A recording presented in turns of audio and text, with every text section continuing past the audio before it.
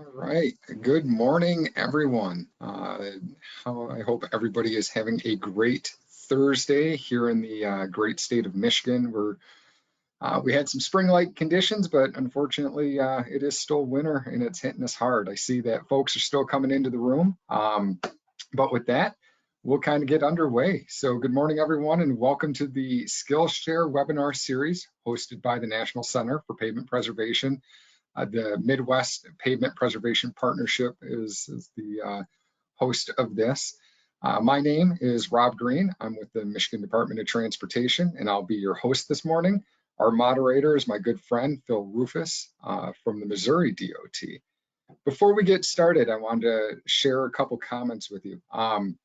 If you are new to our webinar series, we tend to run these a little different than some of the other ones. We understand that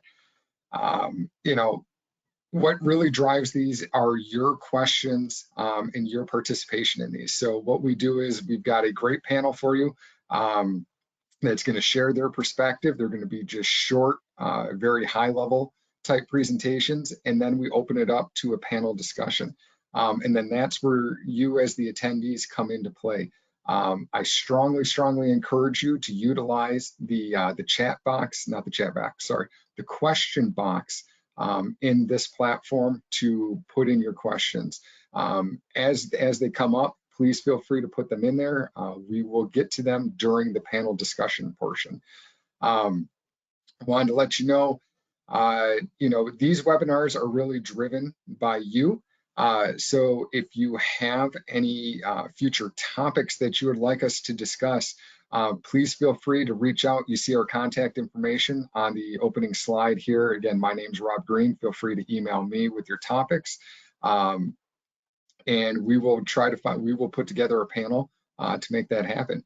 Our next webinar is scheduled for Thursday, May 16th. So please feel free, be on the lookout for that invitation when it comes. Today's topic is Mastic, a versatile tool in the preservation toolbox. We've got a great panel for you. Today we've got Dave Kasperchek from Craftco, Bart Farr from FPT Infrastructure. We've got Frank Seiler from the Indiana Department of Transportation, and we've got Steve Roon and Mike from the Kent County Road Commission here in Michigan.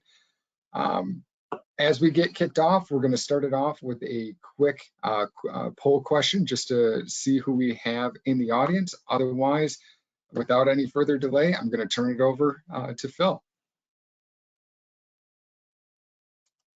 Thanks, Rob. As I said before, Phil Rose from MoDOT. Our mission today is we're going to start from top down. Our first two presenters, like Rob introduced, will be taking you through the technical aspect. As we go down, we'll then hear from the state, and then finally, we'll hear from the local people on the use of this material, what's been done, what hasn't been done, and just a general overview. So our first presenter, as he suggested, was Dave Kasperchek from Craftco.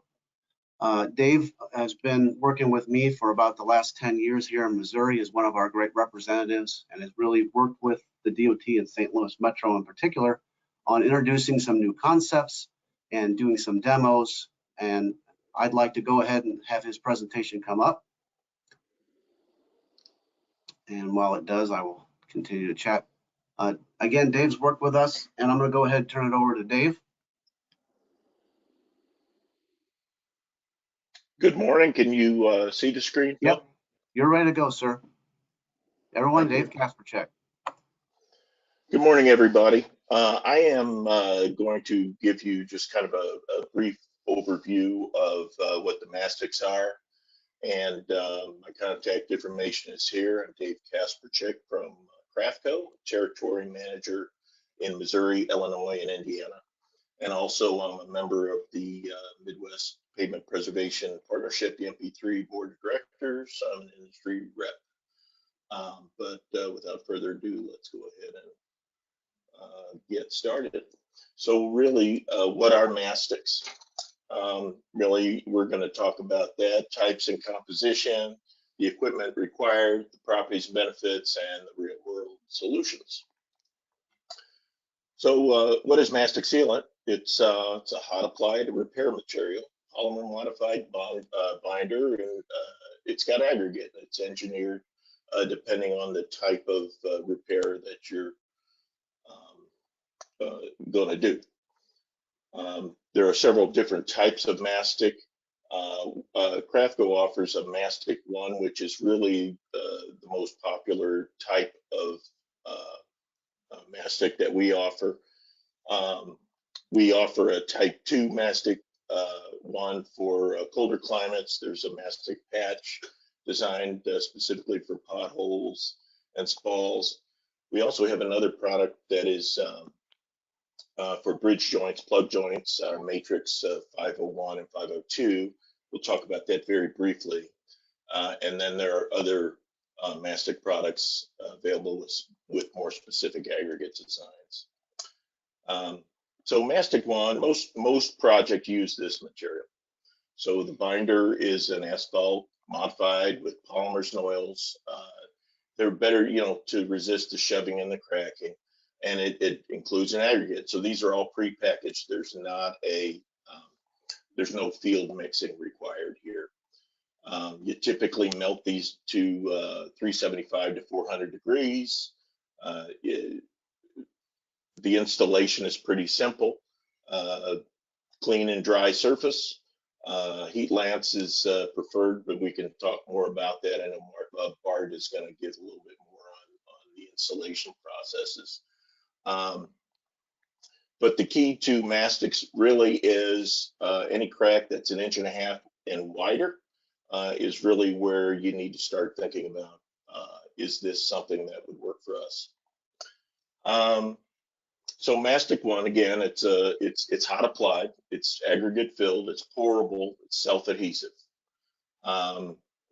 It's pre-packaged, so there's no field blending required. Our mastic Matrix 501 is it's a bridge joint product. It typically goes in approximately 12 to 18 inches width. Not going to get too deep into this, but it's a similar product to the mastic one. A little softer. It's got a little different aggregate in there to withstand some more of the bridge movements. So what kind of equipment do you need to put a mastic down? You don't use a pump, okay? So you use a indirect fire double boiler system, typically a horizontal agitator. The chute is in the back most often, and it's all gravity fed.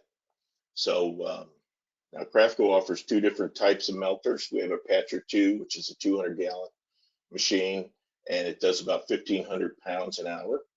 And our Patcher 4 is 395 gallons and goes up to about 24,000 pounds a day. So you can chain these together. You can use multiple machines and use 2 or more, and you can really get a lot of production done during that. Other pieces of equipment that you need. Mastic buggies tend to help you get into smaller spots, and drag boxes help you do some skin coats and things like that. I just want to emphasize you do not have to purchase this equipment. These types of machines are available for rent. So let's get into the more of the benefits and the properties of the mastic. It's a very flexible material. Moves with the pavement. Instead of pushing against it, it's not a rigid repair material. So you're not going to continue the deterioration of the surface because it's too hard, and it works well in hot and cold climates. And we got a type 2 product that's designed for some of the colder areas too. It's very durable. It's engineered to withstand really heavy loads. It holds up to de-icing chemicals well. It is waterproof. It's highly adhesive, and prevents the further deterioration. This is a 5+ year repair when you're doing this, and you can use it on asphalt and concrete. And when you look at it, the cost benefit long term is excellent. So it it's a fast repair, so it cools down fast. It's track resistant, ready for traffic as soon as it's cooled. So it goes down at roughly 400 degrees. Once that material gets to the ambient temperature, you can drive on it, and road closures can be as short as an hour. The other thing is that if you're doing deeper repairs, you can add bulking material to this to give it a little bit more structure.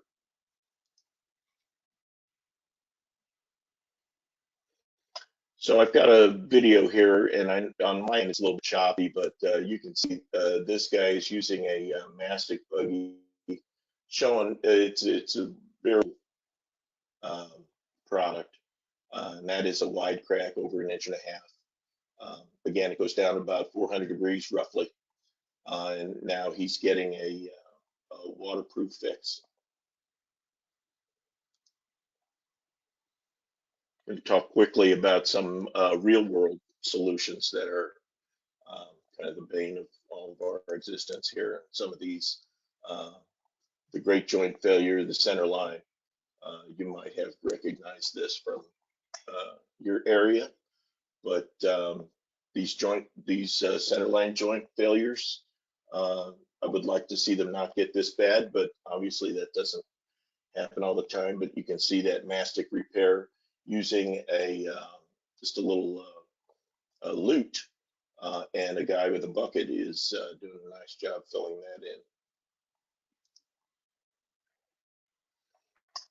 Again, a little choppy on the video, but you can see this edge joint here being pulled behind. There's a drag box there, and that's being struck off nice and tight to get the pavement there. Of course, the key is to get this joint waterproof. Mastic's excellent for potholes, corner breaks.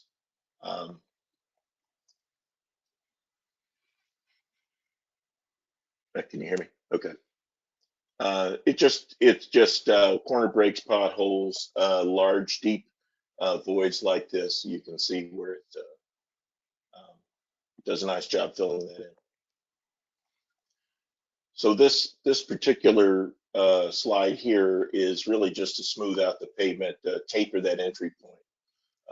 Just makes a smoother ride and obviously increase the driver safety. Another opportunity here is to use it around manhole covers that the pavement tends to sink right around it.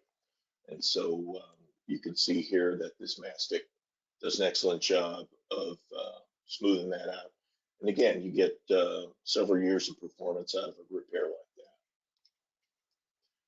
Pre-treatments for if you're going to be doing future surface treatments, your distresses, fatigue cracking, utility cuts, things like that. Prior to doing a micro or a chip seal, something of that nature, you can see that getting a mastic down on some of those tougher spots ends up helping out and eliminating that reflective cracking.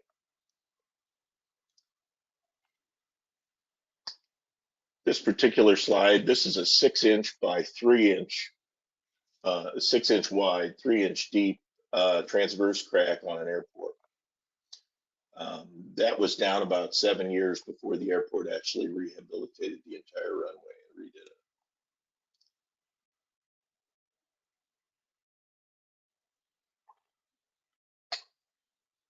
Excellent for repairing rumble strips. So, obviously a safety feature, but they create these little spots. The butter tends to pool up and create problems, and you can see where filling in those rumble strips, either temporarily where you're moving lanes, or if you just got to get that stuff waterproofed, you can see it does a great job there. Another quick video here, fatigue cracks. Mastic can buy you a little bit of time. So if you do not have the budget or the time or with the ability really to replace this, This mastic, you can see here them putting this down.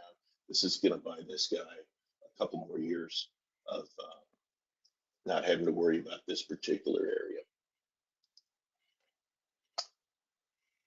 So this one here was a sunken pavement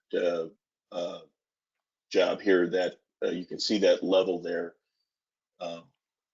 The two photos on the left there are the befores where this pavement was sunken down, and on the right, these photos were taken last week. That's a 24-inch drag box that's second to the end there, and that the one on the far right is a 48-inch drag box.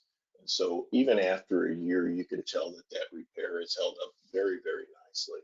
It's a waterproofing, leveling. They're very, very pleased with that. So just to kind of wrap it up, the opportunities for mastic: cracked 1.5 inch and wider, longitudinal, transverse, edge joints, rumbles, alligator, potholes, corners, recessed pavements. You can use it in parking lots, highways, etc. Pre-treatment to micro scrubs and chips. Level your uneven pavement, fatigues, and a lot more. So Bart's got a lot more information to kind of share with you, but really that is, I'm going to kind of pass it over to him at this point, or back to Phil anyway. And if you guys have additional questions, please do not hesitate to ask them. Thanks, Dave. Absolutely wonderful. As Dave just said, thanks, Arthur, Tyler, Greg, Jim. Keep your questions coming. I know there's 221 of you in the audience. Don't worry, there is no question that we will not get to. So keep them coming in the box. You guys are waiting for me to answer. I'm going to go ahead and throw some of those questions you have into the panel. So with that said, go ahead and fire up our current poll. As you can see, just a gee whiz fact, 61% of you are from DOTs and a surprising 10% from consultant and academia from our last poll. So it's good to see you guys on board. Again, I trust we're sharing you some information. So as we go down, we have one more presenter to give you kind of a top down. So I'll ask Bart to go ahead and get prepared, as he will come to us from FPT Infrastructure. I first met Bart in 2014 when he used to work for Fibercrete, which is now part of FPT. Bart's currently joining us from the south. So as we pull his presentation up, I'm going to go ahead and turn it over to Bart as soon as I see it come up. Bart. There it is. Ladies and gentlemen, Bart Farr. And he's muted, Bart. Do you see my presentation? Not quite yet, buddy. I'll tell you when I see it, but they can see you and me. Okay.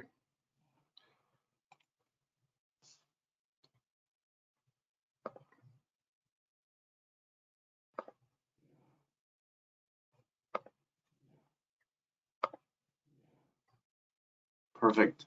You're ready to go, everyone. Bart Farr. All right, everyone. First, I want to say thank you to the partnership and thank you to everyone for coming to the webinar to learn about Mastics. We feel like it's a useful product in your portfolio that can solve a lot of your problems. My name is Bart Farr. I'm the president of FPT Infrastructure, and I've been doing this for around a little over 20 years. So we've had a lot of experience doing this and hope to give you some good information about this product today. In my presentation, we're just going to go into just who we are, then what is Mastic, when should Mastics be used, how should Mastics be used, and then we'll go to the question and answer after the presentations. Just quickly, who is FPT? We were founded as a contracting company back in the 1990s, installing polyurethane-based patching materials in North Carolina. We discovered Mastics in the UK and started installing in North Carolina around the year 2000. The reason was humidity was causing the polyurethane patches to fail, and North Carolina allowed us to replace it with the semi-screed asphalt mastic.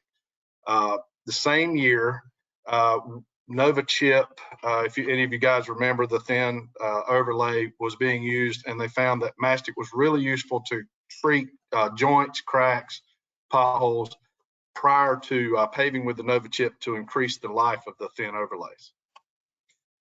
Product demand was so high, FPT Infrastructure was formed to sell to other contractors and direct to DOT. That started in 2003 in North Carolina.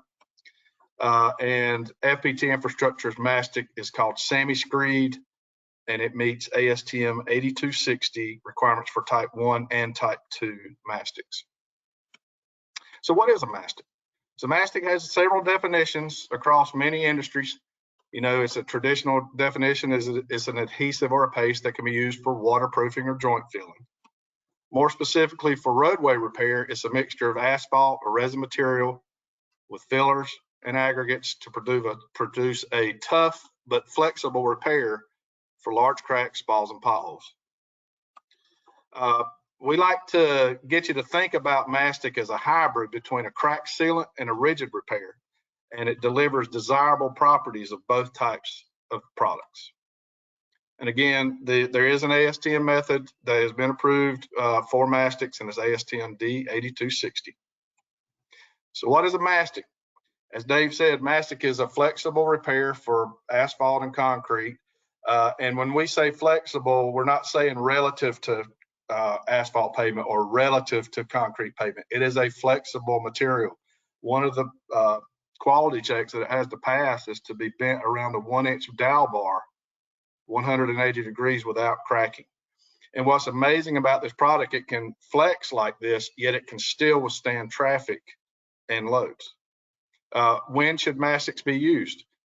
We recommend that mastics be used to repair cracks larger than 1.5 inches wide, for joint reflection where width varies from cracking to spalling, pavement delamination where mobilizing a pavement crew is just too expensive or too time consuming, highway shoulder joint separation, transition joints, potholes, and rumble strip remediation.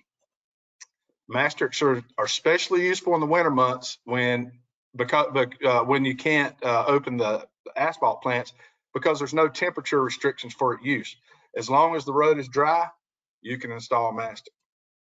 And mastics will last much longer than other rigid repairs because they're less likely to freeze and pop out when exposed to movement and freeze thaw. Just a few examples of some different ways you can use mastic. In the upper left-hand corner, you'll see shallow depth surface repairs where a hydro machine was used to remove striping in the wrong area, and it was causing a hazard problem for bicyclists. So we went in with our mastic to fill the hole. Bottom left, potholes and punch outs that you see every day. And then one common problem that you see on the interstate highways is shoulder separation as the soils give way due to moisture problems most of the time. You can use it on asphalt overlaid concrete. It's very useful for that. On the top, you see a cross section where you have jointed concrete on the bottom. You've overlaid it with AC asphalt, and you've got joint reflections. You've got crack reflections. It's not showing, but even potholes will reflect through. These will get larger and larger if left untreated. But if you'll use a mastic to treat these type of reflections, it will keep it from getting worse, and it will extend the life of your pavement. Here's an example of what a joint reflection can do. It's not just a crack, but it can start to spall. Large potholes, again, started by a joint reflection. Now, some notes on preparation. Unlike concrete partial depth repair, asphalt surface prep can vary widely, but there's a general consensus among all of the manufacturers that the area to be repaired must at least be dry and free of loose debris. Heat and trapped water can cause void pockets, and they can be potential sites of future debonding. Clean surfaces bond better, and remember, adhesion is only as good as what you're adhering to. For cracks and potholes on relatively clean highways, blowing out and drying are enough unless you want to add back a rod to save on materials on some of your deeper cracks. Large cracks. to treat that. You would blow clean and dry. This is a hot air lance. You can see that you can't see the flame, but we're drying the hole and we are blowing it out at the same time. You can use a cold planer attachment if you want to do more than just blow and go, as we call it. This will extend the life of the mastic. The more prep you do, as in any type of repair, the longer, the better results you're going to get and the longer life you'll get. Again, you would have to blow, clean, and dry after you mill to get rid of all the loose debris. There are several types of mastic mixers. Dave mentioned Craftco's version. There's the Marathon mastic mixer. There's the Viper 6-ton mastic mixer. All of these machines will melt any type of mastic. So if you currently own a mastic machine, whatever the brand, you can melt any type of mastic in that machine. Here's an example of the mastic coming out of a Marathon machine. And as Dave was saying, you can't pump this. It has to be gravity fed because of the aggregate that is in the material. Now, there's several ways to apply this product. You can use a simple bucket and a screed box. Now, these screed boxes are customizable. You can make them for the type of defects that you're going to repair. This is a wide crack where we had soil problems under the pavement, and it was actually a drought situation down in Texas where the shoulder was separating further and further on a weekly basis. We went in with mastic, repaired the problem. It flexed with the movement and kept water from, when they did get rain, from getting in that crack and making it even worse. You can also use a hot cart. The hot carts that we currently use dump from behind, but there's carts that dump from the side. That's a personal preference. But you notice on the bottom there's a screed box behind it to make a aesthetically pleasing edge when you finish the installation. You transfer from the hot cart to the mastic mixer. One of the reasons you would do this is because, as you know, you may have several defects on the left-hand side of your lane or the right-hand side or in the center. And rather than having to back up to each specific area to be repaired, you can use the hot cart and save time and money. Again, hot cart save time, and you can see what the repair looks like before it's repaired and then behind it after the repair. Bulking aggregates. Okay, while the largest portion of mastic by weight is aggregate, we believe that filling potholes and larger defects require an extra bulking stone. Okay, so the formula for these mastics is, asphalt is aggregate of different types and it's filler, as we said before. But sometimes we need a little more aggregate because we've got some very large areas to repair. We believe that this extra bulking stone should not be factory blended. It should be added to the repair area to make a custom mix for the size area you're repairing. The reason is deeper potholes will require more bulking stone. Shallow potholes will require less. Based on our history, we found this addition can be as little as 15% or as much as 55% by weight. We also believe you should not add this bulking stone to the mastic machine because it takes away the customizable aspect of what we're doing here. So you recommend 2-inch lifts, fill your deeper holes. It works just fine. Just make sure to bulk it out. Then you'll get the flexibility and the strength that you need for this material to last. Here's a picture of bulking stone being added. You can see initial lift on the right-hand side, and the worker here is working that stone into the mastic material, and then right behind it, they're going in with a topping layer for a smooth ride. Potholes, very easy. You blow it, you add material, you iron it off, you open it to traffic. One of the best things about mastic is the time to set up. It's not a chemical cure. You don't have to wait for a particular process. It's basically when it cools, it's ready for traffic. Most repairs are open within an hour, some less. Of course, the more shallow it is, the faster it sets. The deeper it is, the longer it takes. Now, one aspect of mastics that makes it really great, because you can repair potholes, you can repair spalls with this. As Dave said, corner breaks. You can also do rumble strips, cold joint raveling, which is a huge problem, and in general, just longitudinal repairs. And here's a video. I hope it broadcasts, but we're just pouring directly out of the machine because this is a straight line. You have the customizable screed box at the back of the machine, and you just walk until it empties. One of the things we found about the rumble strip repair in specifically was the driver still gets a tactile response while lowering the noise level of the strip. This was a particular repair where a residential area had built up around the highway and they complained about the rumble strip noise. They wanted to go in, replace this rumble strip, but the driver still had a benefit of knowing when they were about to cross the center line. And here's the finished product.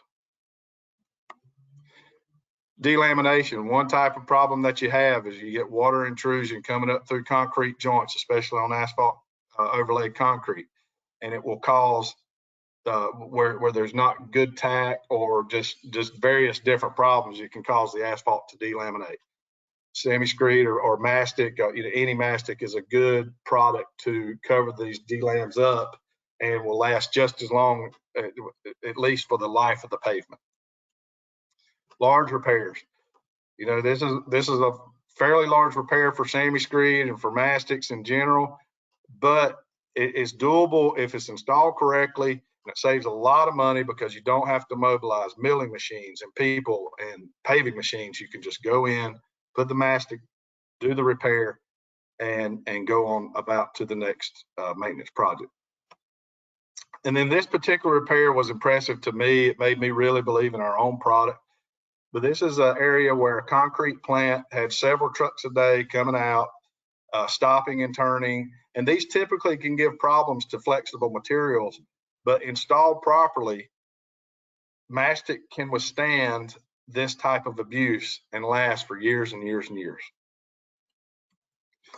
If you have any questions, again, the product that we manufacture is semi-screed. This is our office phone number, and you can send an email to info@fptinfrastructure.com, and we'll be happy to help you in any way we can. Thank you again for your time. Thanks, Bart. Once again, both of you, Dave and Bart, good top-down data. We've kind of gone through now what mastics are. Looking at your polls last time, apparently 71% of you guys that have replied have already used it. So I'm hoping that you get some additional ideas. As we trickle down, go ahead and file this one for me, this quick poll, as I bring up Frank Saylor from NDOT. We've heard about what it is, and let's go ahead and take it down to a state level. And like I introduced earlier, we'll finish up at a county level on, well, how do we use it?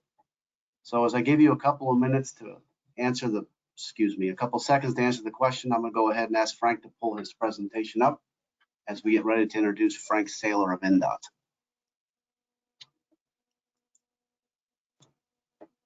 Talk amongst yourselves. Hi, Frank. So without further ado, go ahead and introduce yourself, Frank. Yeah, Frank Saylor, State of Indiana Maintenance Operations Engineer. And I'm seeming to have a problem sharing my screen. No, sir, you're up. Oh, I'm up. Yeah, Okay, go ahead. and I'm back. Okay. So I'm with the Indiana Department of Transportation. As I just said, I'm the statewide maintenance operations engineer. And we've been using mastic for a few years now. We initially rented our mastic melters, but we now actually, because of so much use of the material, we own most of the equipment we use. We've also put in place a quantity, what we call a quantity purchase agreement in place to simplify the purchasing of the material for our field personnel. It eliminates the need to post a bid, advertisement every time additional material is needed. We use it mostly to fill potholes or larger depressions a lot. Again, as Bart and Dave both alluded to,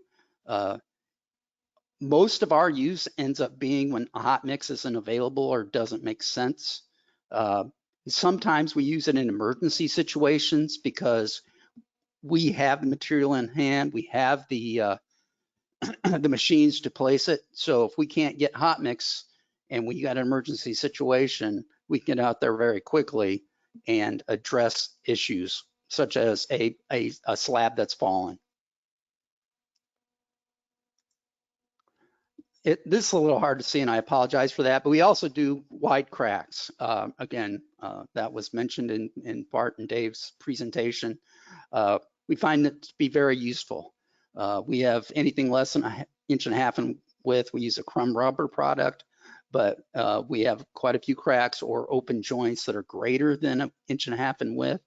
So this product comes in very much handy for addressing those locations. It can be challenging to fill holes or depressions in large areas and achieve a smooth surface. Material isn't compacted, can only be worked while hot. This particular patch you're looking at, I believe has been patched multiple times, and you can see it's a bit rough. It's just something to consider as you're trying to use the material. And they talked about both, again, Bart and Dave talked about allowing the material to dry. As you can see here, we didn't allow it to dry long enough. We have used water in the past to cool these locations a little bit faster, allow traffic on them a little bit quicker, which is helpful, but it's something you do have to be aware of. And we have found that it isn't a replacement for pavement per se.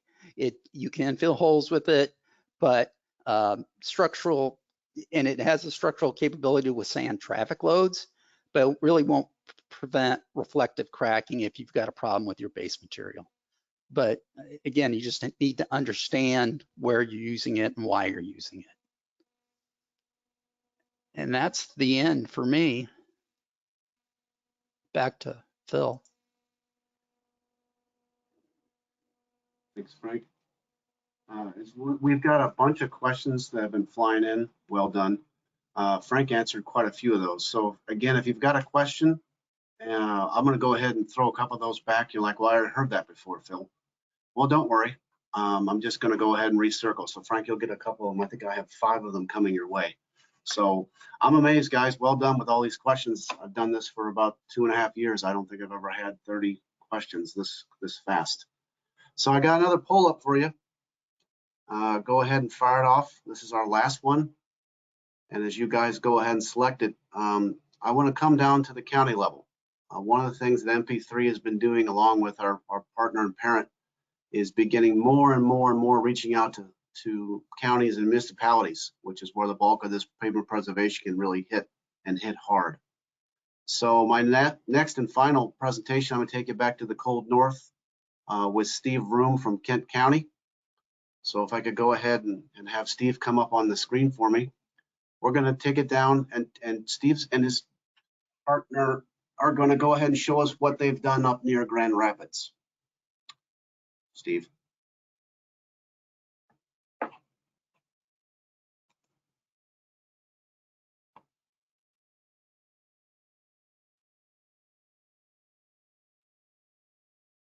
Talk amongst yourselves. I see it, Steve. You want to go ahead and present mode? It'll be just awesome.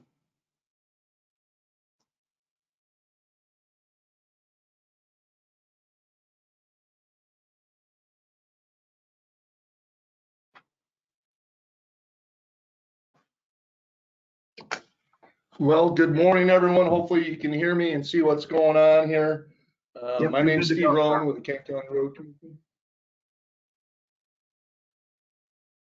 What was that? Go ahead, sir. Your presentation is up and running. Thank you.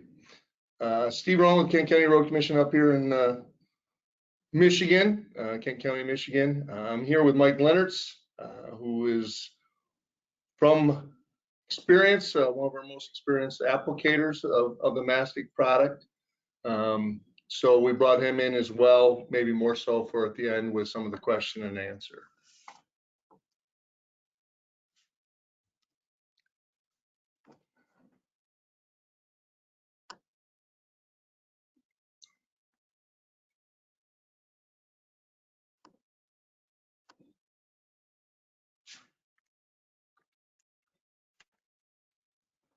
So how it began for us when we really got into Mastic, we had a problem. It was back in 2015. We had a state road. We were the maintenance contract holder for the Michigan Department of Transportation in Kent County, and we had a road that was really problematic. In this slide, you can really see not only the joints that we're trying to replace, but all the debris on the side of the road. And one of the most problematic pieces of both this stretch of highway and the one we'll get into next was really the exposure to our staff. Our staff was continually out here making repairs, and it was continually failing.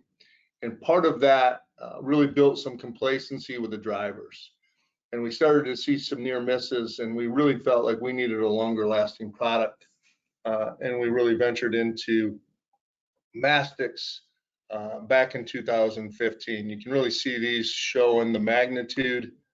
And then this was our first attempt in northern Kent County with a crew out there applying the hot mastic. Shortly after the repairs, I think we had to manage those repairs for a couple years. After we managed that, it was replaced or went under construction. Then at the south end of the county, we had another concrete road that started failing, and we really wanted to show some pictures of what we had done there with here a patch on a joint, both transverse and longitudinal, where we're putting the tack in there. And then we would even do a convoy and put hot mix in and roll it in. But we were still having failure more than we wanted, not only from a just response to the motoring public, but also kind of that exposure to our staff when they're out there consistently, and you get some of that complacency. We're really complacency, frustration from the motoring public seeing us out there each and every day. And then you can see in this one where we started really putting out the convoy to do the repairs. We've also partnered with our state police, because when we get out here and do this repair, many times you'll see that the lights from the state police will help our traffic control lane closure be that much more safe. Then we really get into what us as a user, like I said, we started using this back in 2015, so we're approaching our 10th season. The equipment, this is just another toolbox that we can utilize, or another tool in our toolbox that we can utilize. And one of the right things that we like about it is that it has some flexibility, both seasonally and how we use it. But there is some equipment that you're going to need, and there's an investment to that. But on this slide, you can really see the drag box that we've got in that left slide there, but also the kettle or the melter, you can see in the upper right. And in the lower right, we're just kind of really showing you that whatever it is, you're going to have the vehicle you're going to tow it with, and we use that really as our inventory for the product we're going to put in that kettle melter. The crew size, this is something that is also maybe a little bit more heavy from a standpoint of a true patching crew. You know, you're looking at probably 5 employees to go out and run this operation, where you're going to have somebody drive the kind of tow vehicle, and have somebody operate the box, the chute, and then you've got someone prepping it, or multiple people prepping the road out in front, and then somebody just kind of being a runner, that safety, eyes on traffic, go for all. So we found it more times than not to be a 5-person crew is pretty ideal. We can shrink that size down to as few as 2 if we're going to go respond to 1 or 2 potholes or trouble spots. But primarily that 5 employee is a sweet spot. And that's going to grow based on if you've got some of these convoys we've done on some of the state system were multiple 4 or 5 mile stretches. We were walk patching to try to kind of tighten that system up. So at that time, maybe that crew size is going to grow both to stay ahead of yourself with the prep, but also to stay safe and having a good lane closure. What we talked about briefly when we started the good, what we really like about this is the flexibility. You know, there's a year-round application to this. The pictures we've attached here was one that we did in the last few weeks. And we had a delamination issue where we had an asphalt surface, and we got to use that word asphalt surface loosely because it's hot mix asphalt covered with chip seal with maybe patches of hot mix asphalt that's delaminating, and then now we're going to try to do something to seal it up because we're getting customer complaints. I can kind of see it step by step in this picture. The left is what we were dealing with. The middle is we were able to actually get a plant, make some recycled hot mix, because one of our things we'll talk about later is depth. Sometimes we've had less issues of reliability, so we'll like to sometimes fill that void, and we have more success when we use hot mix and then come back and cap it or overband it. That picture on the right. We do like that we can use it in about any application area, whether it be asphalt or concrete bridge decks. There's quite a bit of durability and flexibility to where we use it. It's been reliable. It's been that one that we really go to when we're having problems because it seems to handle the multitude of elements and temperatures. And we've had great shelf life where we can store it in-house in a warehouse and it's available when we need it. In this, we're going to kind of try to show a video if it comes up on a place where we've used it. You know, we've seen it in a couple of the experts as far as those that sell this product, that represent these products as Mastics. This is one where we actually used it in preparation of a construction project, and we were going to do a lane shift, or the Department of Transportation was going to do a lane shift, and we went in and tried to quiet those rumble strips so it could be a driving lane. And you can see in the right hand kind of that finished product.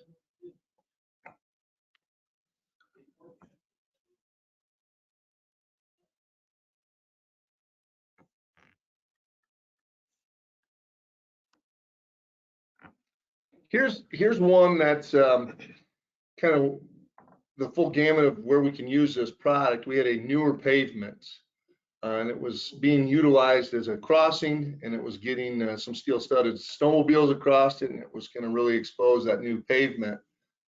So we were challenged with trying to put something over there to try to protect this pavement, and we brought the Mastic machine up there and applied it. And if you kind of look at the upper and the left pictures, that's during the application. The lower right picture, we're thinking is in the last 3 years after or 4 years after application. So you can still see it's held up. Maybe there hasn't been quite the snowmobile use that everyone's wanted with the winters we've had, but it's held up quite well. We've seen it in a few of the presentations before. We've had great success using this product around our basins, our steel structures that can sometimes be so frustrating to our winter maintenance staff. They're plowing, they get these in their runs, and they've got to hit them every day. And it was very difficult for a solution midwinter. Now, once weather breaks, we can add a list and we can go out, and it really greatly improves our response, and we're able to go put a nice transition there to kind of smooth that out. Kind of as we put it, the bad, one of the bads we see is kind of that waiting period for the kettle to heat. If you're not out planning to do this in a convoy and you're called to blow up or a pothole, you've got that time in, whether it be as you're convoying out or waiting to even leave, you've got to have some time for that kettle to heat up and the material in it. Another bad that we see in comparison really to your products out there that you can really apply, roll in, or tamp in, whether it be cold patch or a recycled hot patch or even hot mix in the summer, is it takes time to cool. And I think it was discussed earlier that you can use some water. Mike was sharing with me earlier, we've used water. We've used snow. Obviously, this time of year, you can find some snow and ice nearby. We've used that to help cool it off, because really that's the one thing you're waiting for is that patch to cool before you open it to traffic. And if they're thinner, smaller, we've even used some sand before, soapy water, to kind of act as a little debonder before you open it to traffic. A lot of times you can need more labor than just the 2-person patching crew. And at times the material and the equipment can be quite expensive for that initial cost.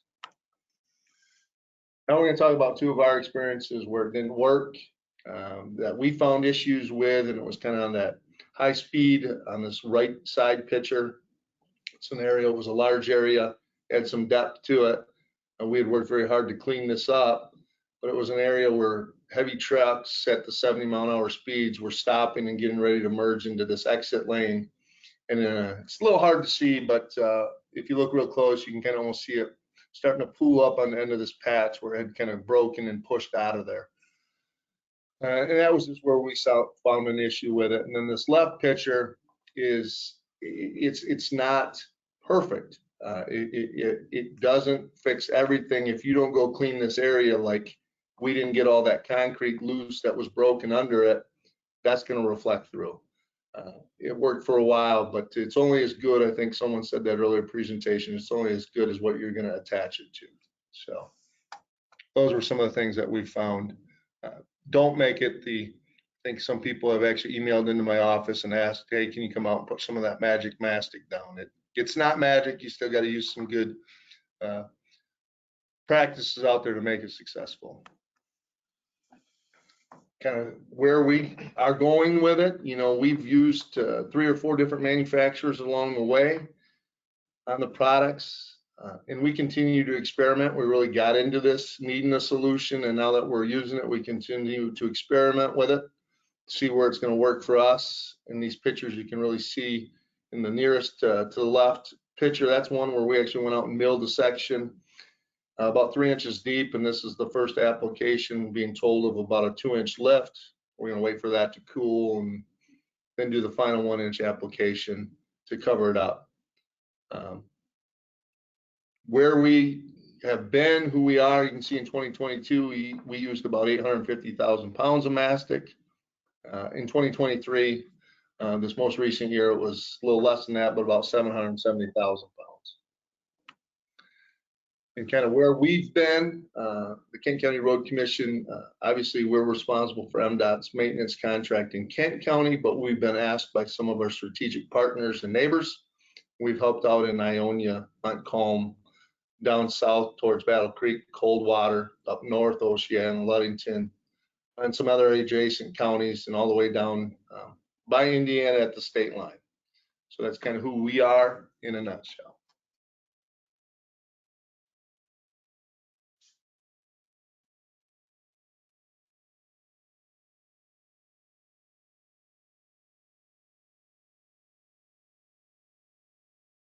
Well, I think at this time, thanks guys. We're going to go ahead and go to the part of the webinar I really enjoy is the Q&A session. So I'll go ahead, my presenters and panelists, go ahead and show me your pretty faces as I'm going to bombard you with a whole boatload of questions. We have quite a few, like I've been bragging about most of the time, and they fall into, I'm going to address the first 4 of them because a lot of you asked the same questions. So we're going to talk about bulking, we're going to talk about skidding, we're going to talk about milling, but I like to start, especially with my 2 friends that just spoke, in buying it. So agency/county question. At MoDOT, I know how we did it. How did you guys initially get this stuff into the game? How are you able to procure it, is what we would say here at MoDOT. Steve, will you start us off? How does Kent County buy this stuff?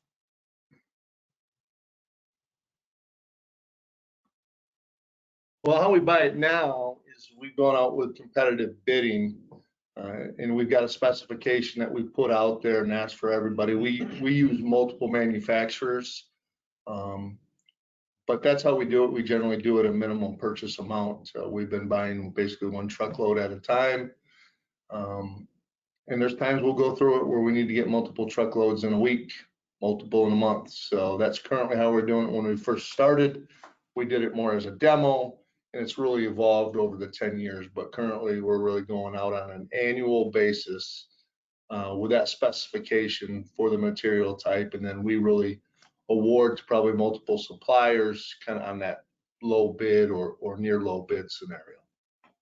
Okay, so your spec is not based off 8260 ASTM. It's actually a spec that Kent County has developed, like a pre-qualified list we use here in Missouri. Correct, and we could share that. We're really in concert working with the Department of Transportation here in Michigan as well. And I'd have to have it in front of me. We may even reference some of the ATS or AASTM standards. Perfect. As those of you can see on your screen, Steve's email is up, and he has graciously offered, as well as all of my friends on here, to field any additional email questions. So if you got that particular question came from Nicole, actually. If you want to go ahead and contact him, that'd be awesome. Let's jump right into it. Safety. A lot of questions about skid resistance. So I'll start off by throwing it to our Indiana friend. Karen asks, as well as Frank and Brian, have you seen any concerns regarding your skid, decrease in skid as you patch these longitudinal joints, Frank? To date, we have not heard any feedback along those lines. So, like I said, to date, we haven't had that issue arise that we are aware of.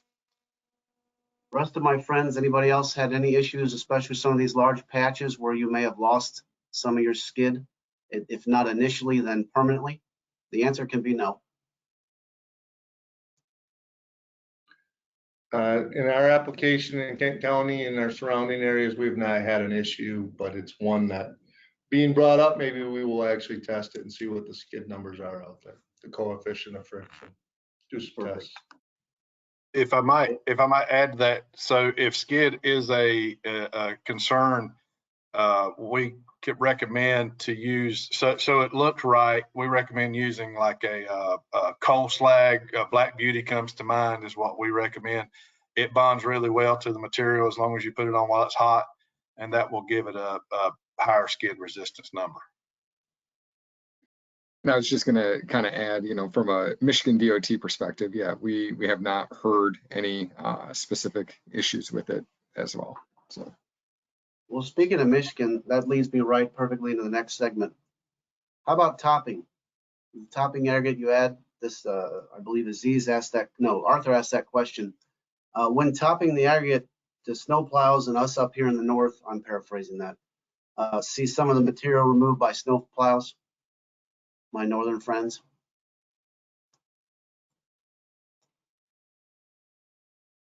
I mean, I can speak to that out of the Kent County kind of window into this.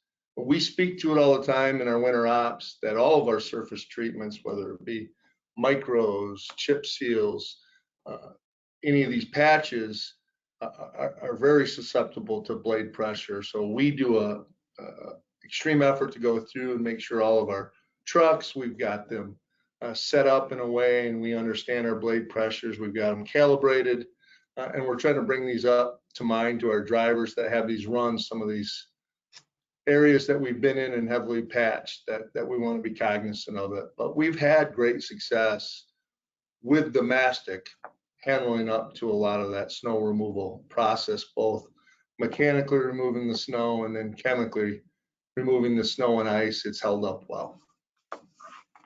and to kind of add on to what Steve was saying, one of the things that I think is kind of unique to Michigan, if I remember correctly, is that we tend to use underbelly blades for our snow removal.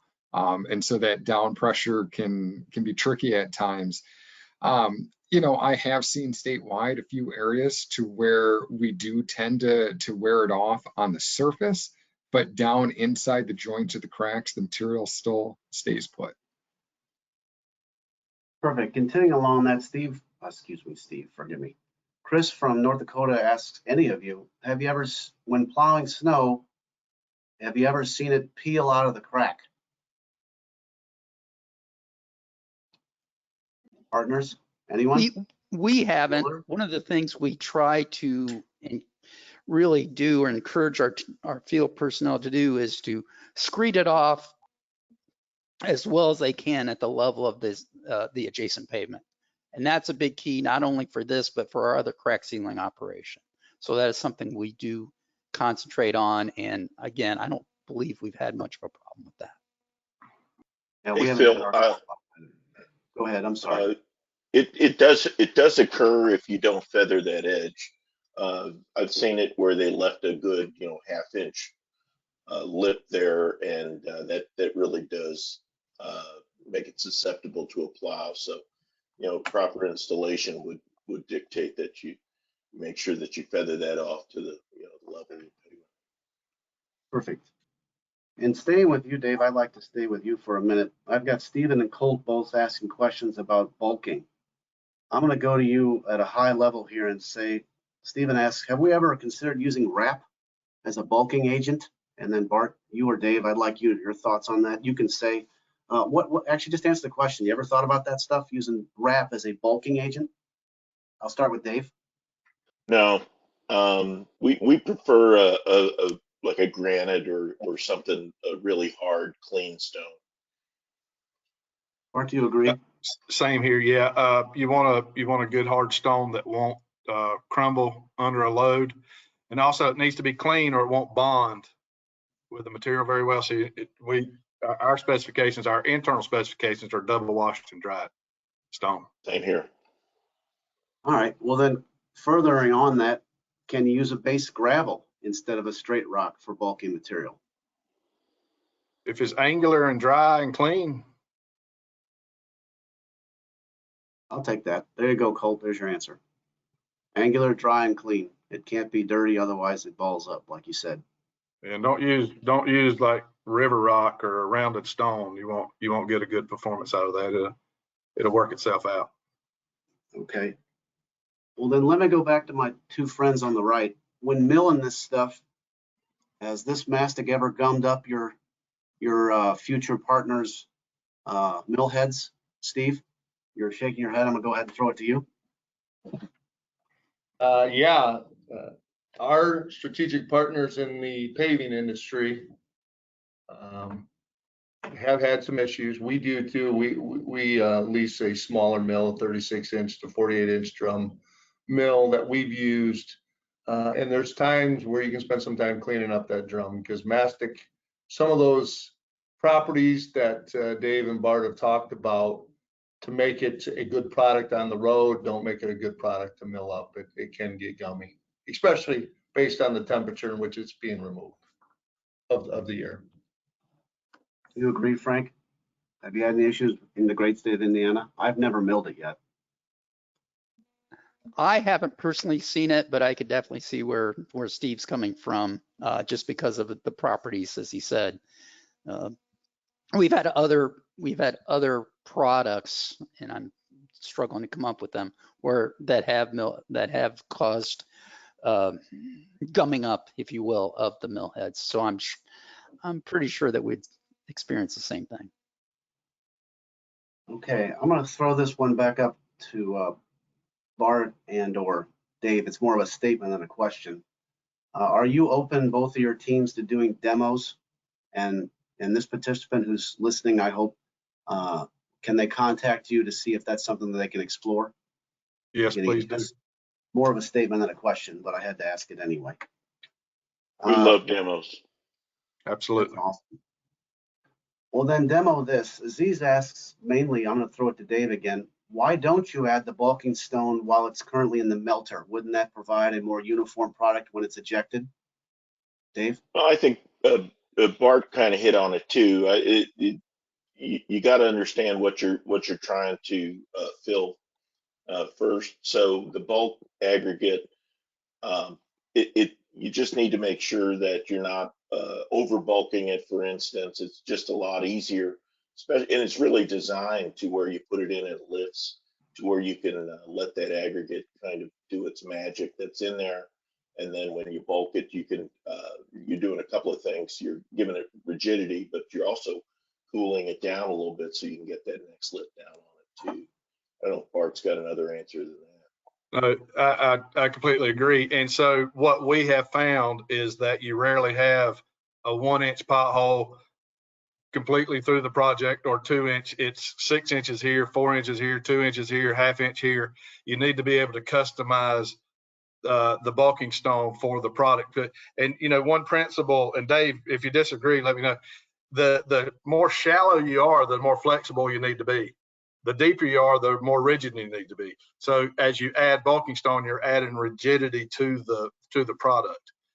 So you want less bulking stone if it's a really thin product. So so you want to be able to customize it. If you add it to the machine, it'll work, but you may come across some areas where you've just got too much stone in there, and you won't have the flexibility that you want. Perfect. Bart, I'm going to stay with you because I've got my friend from right north of me asking questions, and I'm going to read it verbatim. This is a tough one. For a cold climate agency looking to get into mastics, is there a good reference specification to use for a quality material? Is the ASTM 8260 the best one? And can you please explain for us who don't know the difference between type 1 and type 2? Bart, you're the one that brought it up. Yeah. What do you got? Okay, well, type 1 will be more for warmer climates, and as you go up in the types, the more cold you can stand it. But the problem is if you make it too much for, in my opinion, if you make it too much for cold climates, you still have a pretty hot summer. So you need to be able to formulate and handle hot temperatures as well as cold. As far as an asphalt specification, if you feel free to email me or email and you've got my email here, and we can assist you in what you need to do. As far as each manufacturer probably modifies in their own way, so I can't give you a specific number, but we could talk and tell you what we need for what we do. Perfect. Now we're going to go into a tough one. I'm going to throw it back to Dave. Arthur asks, the cost in linear feet of this material versus traditional sealants. Since you do both, can Craftco comment, and Bart too, of course, can Craftco comment approximately the difference in linear foot of the pricing between traditional and this mastic application? Give it a shot, Dave. Yeah, it's kind of tough because when you're looking at the amount of material you use, it's going to depend on the length, the width, and the depth, right? But pound for pound, mastic's going to run you a little bit more, but not a ton more. It's just it's kind of a nebulous question, so I don't want to dodge it, but you got to think about when you're doing a crack sealant. If you're going to dump it in a pothole, which we'd never obviously recommend, you're going to use a heck of a lot of sealant. So the mastic is designed to fill that need. But net by the pound, it's more, but it's not a lot more. If that makes sense. Maybe and I don't want to speak out of turn, 15 to 30%, depending on. Perfect. And the only thing I'll add to that, and I agree completely with Dave, is you've got to remember, this isn't crack sealant with rock added. This is specifically made to handle larger repairs. So you won't get the same performance. It really is kind of comparing apples to oranges when you're filling potholes or very wide cracks. There's limitations to what traditional crack sealants will do versus what mastics, and vice versa. You can't do small cracks with mastic because you have the aggregate mixed in. So just keep that in mind as well. Thank you. I'm going back to the DOT, my current maintenance friend. I'll read it from Charles. It's a long one. Our DOT is using mastic to steel composite longitudinal and transverse joints. Due to the movement/failure of the concrete joints, the mastic only lasts a couple of years. Do you, and now anyone else, have any thoughts on how to prep those joints to keep them from failing within 2 years? Tough call, but I'm going to go to Frank first. Frank. We crack seal our not as wide joints transversely. We route first. We route them out first to get them good and clean and uniform. So we haven't really experimented with any type of addressing that, but that would be a potential solution in my mind. The other thing is, as you get more movement and it gets wider, we use and Dave talked about this. We use a matrix product for our terminal joints that handles a little bit more movement. It's a little bit more flexible. So that might be something that you want to consider in those situations. Anyone else got thoughts on that? All right, hearing none, let's go to Steve, and perhaps even Frank. Has anybody had dealing with mastics that have been topped by a chip seal or a hot chip seal? This concern was, does the mastic take well to being overlain by a chip seal or hot chip seal? Steve?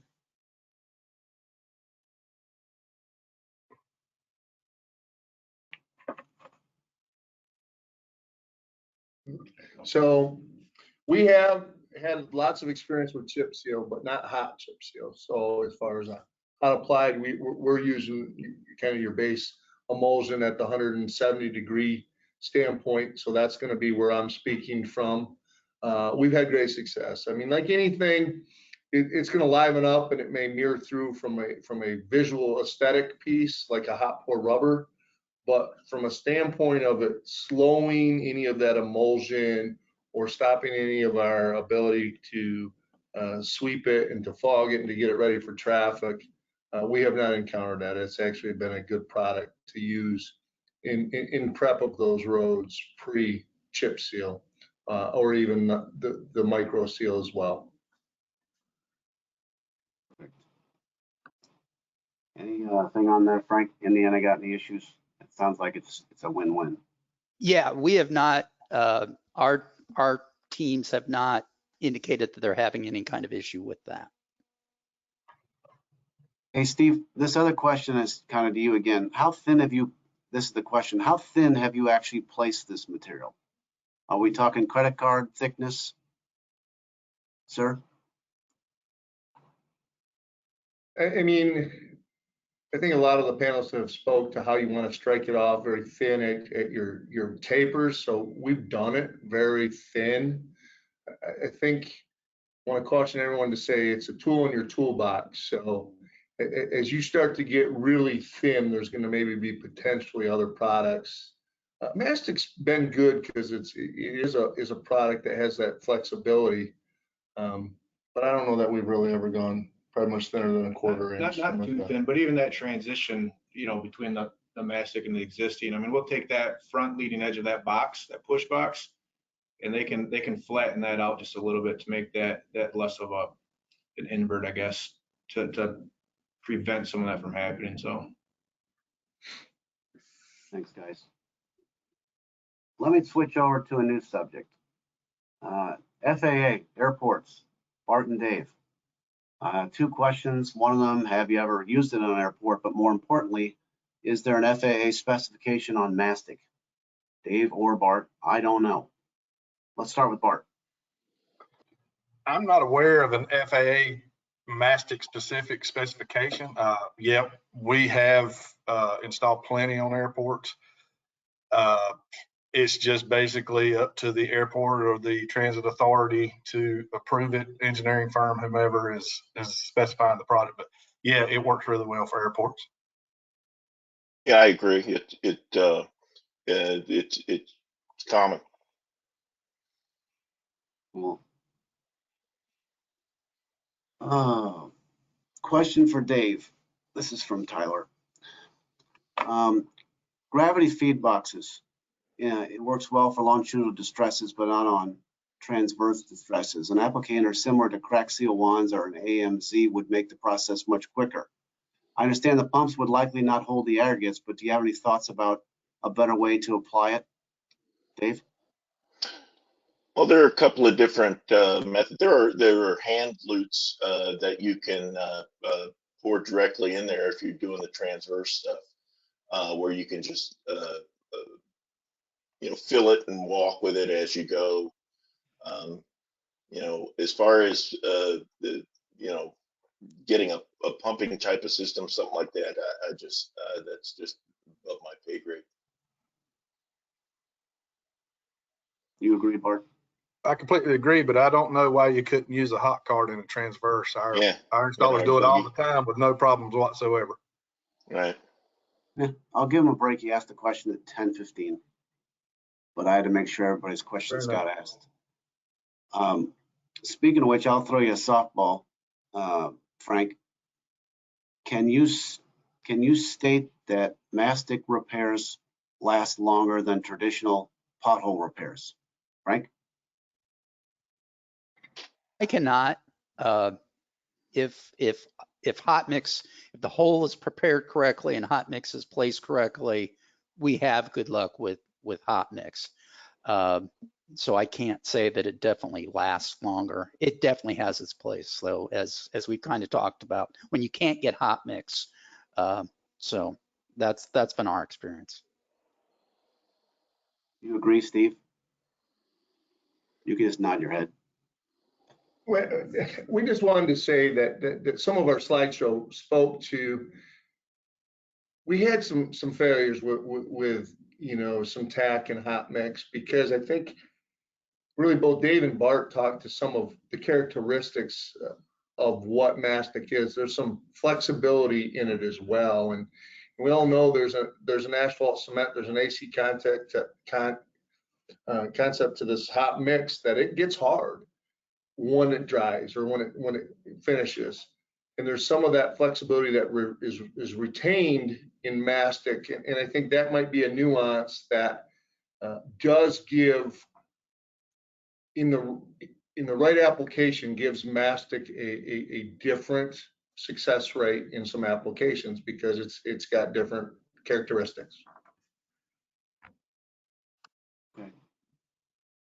Back up to Bart. Can you overcook this stuff, and how many times can you reheat it?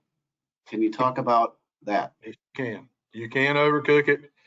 You can overheat it. I can't speak for everyone that makes the stuff.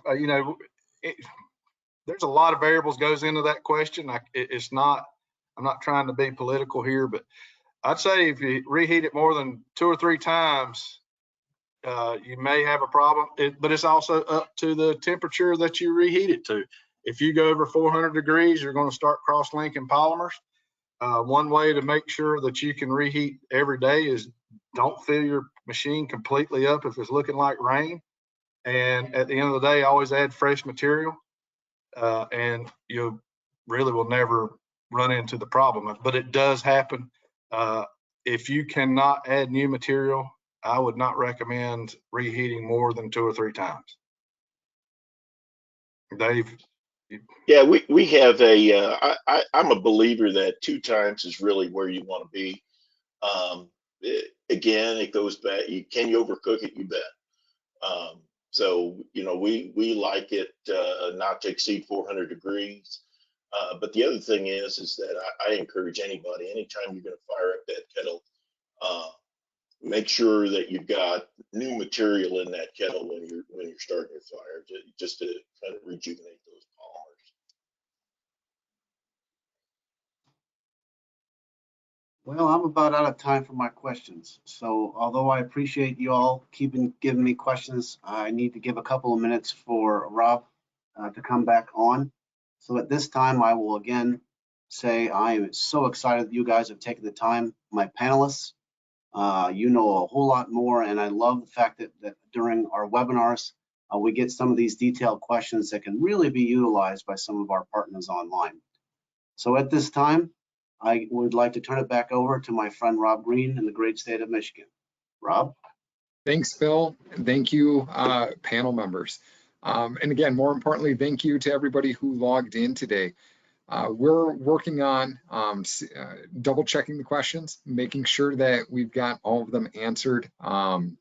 If there's not, or if you have a more specific question, again, we put up everybody's contact information. Please feel free to reach out. Again, great folks, more than happy to help share the knowledge that they have. I'm going to make a plug one more time that we have these webinars are driven by you. So if you have a topic that you would like us to talk about, please don't hesitate to reach out. on that topic. And, we're trying to broaden our panel members too. It started here in the Midwest, but obviously, looking at the attendees, we're reaching coast to coast. So, we will do our best to try to incorporate some other parts of the country, different climates, for the future topics.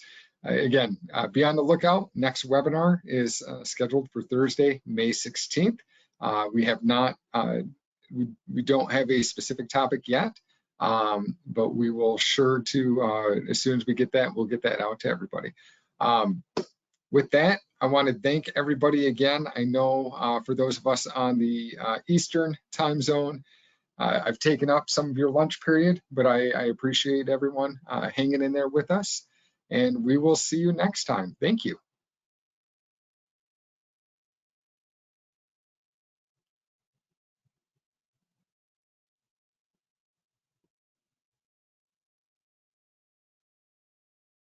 Thanks, Rob. Yes, thank you. Are we broadcasting now? Bill R. Until Todd stops it.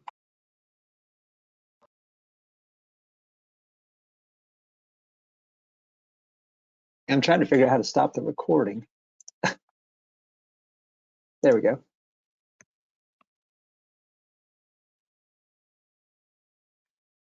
Maybe I didn't. Anyway, good job, Thanks, guys. Rob. I'm going to shut it down right now. Have a good day. You too.